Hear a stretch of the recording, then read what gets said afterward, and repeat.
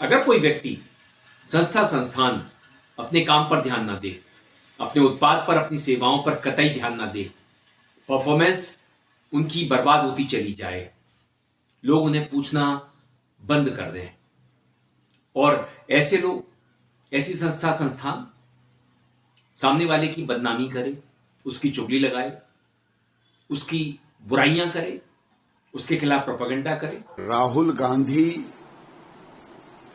जो युवराज हैं और तीसरी बार भी कांग्रेस को राहुल गांधी के नेतृत्व में भारत की जनता ने नकार दी, 99 पे आके अटका दिया।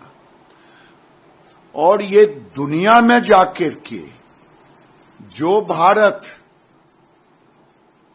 आज मेक इन इंडिया के रूप में, जो भारत इनके कार्यकाल में डिफेंस इंपोर्ट होता था वो एक्सपोर्ट कर रहा है, वो भारत जो देश में 19 लाख करोड़ का इंपोर्ट था वो आज 80 लाख करोड़ पे पहुंच गया। वो भारत की तारीफ करने के बजाय बाहर में जाकर के, इंडिया के बाहर, भारत के बाहर जाकर भारत को गाली देना, ये तो लगता है चाइना की तारीफ करना, दुश्मन देश की तारीफ करना, ये लगता है चाइना के पैसे पर पलते हैं और चाइना की ही बात ब्रांडिंग करने के लिए ये बाहर में जाके चाइना का ब्रांडिंग कर रहे हैं। इन पर तो ऐसे लोगों को, अगर कानून भारत में नहीं होता, अगर मोदी जी संविधान की रक्षा नहीं करते, तो ऐसे लोगों को देशद्रोह का मुकदमा चलाना चाहिए, जो भारत की निंदा भारत के बाहर जाके करे, भारत को बदनाम करे। फेक वीडियोस बनाई जाएं, सोशल मीडिया पर डाली जाएं, मतलब हर तरफ से सामने वाले को ही टारगेट करना, अपने पर बिल्कुल भी ध्यान ना देना। इसे दोस्तों आप क्या कहेंगे? आप कहेंगे देश में बीजेपी, मोदी जी यही तो कर रहे हैं। सैम पिट्रोडा कितनी भी बार स्पष्टीकरण दे दे कि राहुल गांधी पप्पू नहीं है, पर देश की जनता ये सवाल पूछ रही है कि अगर वो पप्पू नहीं होते तो क्या उनको इतना नहीं पता होता कि चीन के अंदर आज बेरोजगारी दर 17% है और भारत मैन्युफैक्चरिंग हब के रूप में आगे बढ़ रहा है। इसीलिए प्रधानमंत्री नरेंद्र मोदी जी ने बालक बुद्धि की बात करी थी, जो राहुल गांधी और कांग्रेस पार्टी पे अच्छी तरीके से सूट होता है। और इस बालक बुद्धि को कांग्रेस पार्टी को देश की जनता ने 2014, 19 और 24 में रिजेक्ट किया था और आने वाले समय में 2029 के अंदर भी रिजेक्ट करेगी। ये वास्तविकता है, लेकिन मैं आपको थोड़ा सा करेक्ट करना चाहूंगा। बीजेपी शायद ऐसा नहीं कर रही है, मोदी जी के अंधभक्त ऐसा कर रहे हैं, क्योंकि बीजेपी के कार्यकर्ता तो इन दिनों बड़े परेशान हैं, बेचारे रो रहे हैं, हरियाणा में रो रहे हैं, बड़े बड़े नेता रो रहे हैं, उन्हें टिकट नहीं मिल रहे हैं। कांग्रेस के किसी आयातित नेता को टिकट मिल जाता है, लेकिन बीजेपी का कार्यकर्ता जिसने पूरा जीवन खपा दिया, उसे टिकट नहीं मिलता। ये संगठन की लड़ाई हम आप लोगों के साथ मिलकर लड़ेंगे। हम आपके साथ हैं, हम आपके साथ मिलकर लड़ेंगे। कविता पिछली बार 2019 में चुनाव हार गई थी, उससे पहले वो 2 बार इस सीट से जीत चुकी है। कविता के समर्थन में पार्टी के नेताओं ने इस्तीफे की घोषणा कर दी। रतिया सीट से विधायक लक्ष्मण नापा ने टिकट नहीं मिलने से नाराज होकर पार्टी से नाता तोड़ लिया है। रतिया से बीजेपी ने पूर्व सांसद सुनीता दुग्गल को टिकट दिया है, जिस वजह से लक्ष्मण नापा नप गए हैं। नाराजगी तो है, अगर टिकट कटेगी सीटिंग विधायक की, जिसने इतने काम किए हैं, लगातार समर्पित एक कार्यकर्ता की तरह मैंने पार्टी में काम किया है, सरकार में काम किया है, तो टिकट कटेगी तो है कि नाराजगी तो होगी। सभी हमारे नेता जितने मेरे साथ आ रहे हैं, मौजूद आदमी रतिया विधानसभा के, सब हम कांग्रेस ज्वाइन करने जा रहे हैं। बीजेपी में जो इस्तीफे हो रहे हैं, अभी तो और होंगे, भगदड़ मच गई है, अभी तो और होंगे। जो बेचारा कुर्सी बिछाता रहा, दरियां लगाता रहा, रैलियों में भीड़ जुटाता रहा, उसकी जैसी कुगति बीजेपी में हुई है, शायद ही किसी अन्य दल में किसी कार्यकर्ता की हुई हो। कार्यकर्ता ऑफ रिकॉर्ड इतना रोते हैं, कहते हैं पूरा जीवन खपा दिया भाई साहब, परिवार की तरफ ध्यान नहीं दिया, बच्चे पढ़ लिख नहीं सके, व्यापार बर्बाद हो गया, लेकिन मोदी ने हमें कुछ नहीं दिया। वो अगर देते हैं तो आयातित नेताओं को देते हैं, बड़े बड़े पद सौंपते हैं, मुख्यमंत्री तक बना देते हैं, और हमें अपनी पार्टी में कोई टकासेर नहीं पूछता। तो ये तो हाल है बीजेपी का, और मोदी जी अपने मजे में मस्त हैं। पीने वालों को पीने का बहाना चाहिए, हर पीने वालों को। अब देश में उन्हें अपना भविष्य दिखलाई नहीं दे रहा है, इसलिए विदेशों में अपना भविष्य देखने में लगे हैं। विश्वगुरु विश्वमित्र बनने की कोशिश कर रहे हैं, प्रयास कर रहे हैं। और जब से राहुल गांधी अमेरिका गए हैं 3 दिवसीय यात्रा पर,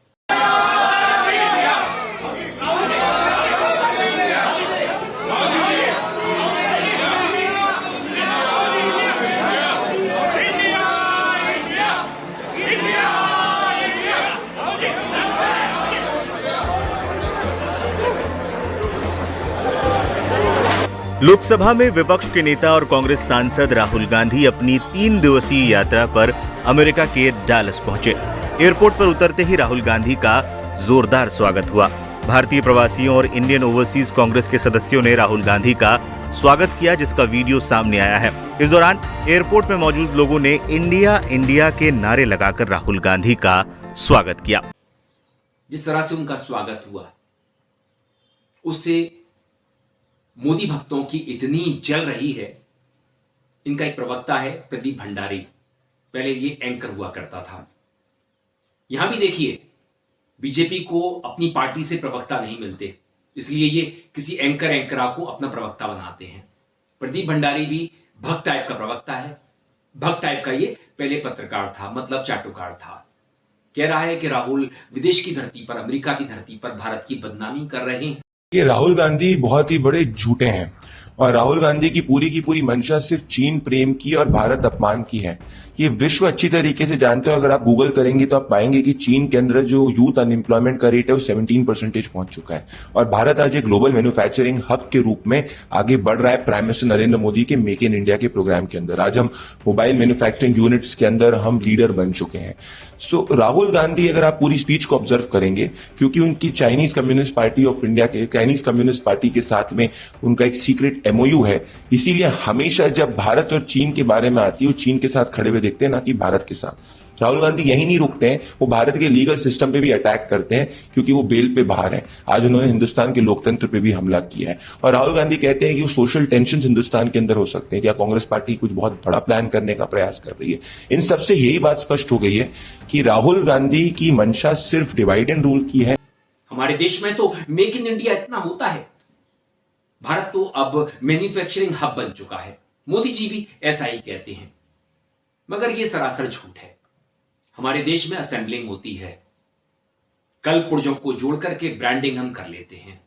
माल चाय ना का होता है। और इस प्रदीप भंडारी को कौन बताए? उन्हीं के विदेश मंत्री एस जयशंकर बता चुके हैं कि चाइना बड़ी ताकत है, बड़ी शक्ति है हमारे सामने। और सभी को मालूम है किस तरह से चीन ने हमारा 4200-4600 वर्ग किलोमीटर जमीन का हिस्सा दबा लिया है, कब्जा कर लिया है। मोदी जी में इतनी हिम्मत नहीं है, शाह में भी इतनी हिम्मत नहीं है कि चाइना को आंख दिखा सकें। हाँ, ये कमजोर देशों को आंख दिखा लेते हैं। बार बार अगर कोई देश में इनका विरोध करे तो पाकिस्तान भेजने की बात करने लगते हैं। अरे भेजना है तो चीन भेजो, चीन जाकर के कुछ भविष्य तो बन जाएगा। तुम्हें भी मालूम है कि पाकिस्तान में भविष्य बनने वाला नहीं है, तो हमें भिजवाना है तो चीन भिजवा दो, तैयार करो जहाज, हम चले जाएंगे। हाँ, IC-814 जैसा नहीं होना चाहिए जिसका हाईजैक हो गया था 1999 में। तो दोस्तों, चाइना आज बड़ी ताकत है और हम चीन से रिकॉर्ड तोड़ आयात करते हैं। 10 साल तक हम आयात करते रहे। मोदी जी और उनका प्रवक्ता प्रदीप भंडारी साफ साफ झूठ बोलता है कि हम अब मैन्युफैक्चरिंग हब बन चुके हैं। राहुल ने अगर सच्चाई अमेरिका में जाकर के बयान कर दी तो इतनी मिर्ची क्यों लग रही है? इंटरनेट के दौर में सभी देश जानते हैं, सभी देशों के देशवासी जानते हैं जो भारत के बारे में जानते हैं कि भारत में महंगाई बेरोजगारी, भ्रष्टाचार का क्या हाल है। सेबी की चेयरमैन माधवीपुरी बुच ने कितना बड़ा कांड कर दिया है, कितना बड़ा भ्रष्टाचार का कांड किया है, और चुनावी चंदे का धंधा, वसूली का धंधा किस तरह से भारत में फलता फूलता रहा। अडानी कैसे अमीर से अमीर होते चले गए, भारत में 200 बिलियनियर मोदी जी के दौर में पैदा हो गए, गरीब गरीब होते चले गए। 81 करोड़ लोग राशन की लाइन में हैं। अगर राहुल अमेरिका जाकर के सच्चाई बयान करते हैं और वहां पर इंडिया इंडिया होता है, जिसे मोदी जी कहना नहीं चाहते, इंडी इंडी करते हैं। अरे भाई, इंडी तो इंडिया है। आप इंडी कहो, इंडिया कहो, भारत कहो, हिंदुस्तान कहो, इससे कोई फर्क नहीं पड़ता। हालांकि तुम्हारा इंटरेस्ट बहुत ज्यादा, रुचि नामकरण में रहती है कि नाम बदलो, लेकिन नाम बदलने से काम बदले तो उसका फायदा होता है। हमारे देश में स्मार्ट सिटी की बात हुई, गलियों के नाम बदले गए, सड़कों के नाम बदले गए, लेकिन गड्ढे जस के तस बने रहे, क्योंकि काम नहीं बदला, काम करने की नीयत नहीं बदली। हम भ्रष्टाचार में आकंठ तक मोदी जी के दौर में डूबते चले गए। ऑफिसों में रेट बढ़ गए, डबल हो गए। और अगर राहुल अमेरिका जाकर के इंडियन डायस्पोरा को, विद्यार्थियों को, तमाम जो लोग उनसे मिल रहे हैं, अलग अलग क्षेत्रों से, वर्गों से, उन्हें सच्चाई बता रहे हैं। He said, opposing the government in parliament, he said, not letting them run a dictatorship, and he gave a list of 3 or 4 things that define what a leader of opposition is supposed to do. That I believe my role is injecting the values of love, respect and humility in Indian politics. और इस सच्चाई को अधिकांश लोग जानते भी हैं। राहुल तो सिर्फ दोहरा रहे हैं।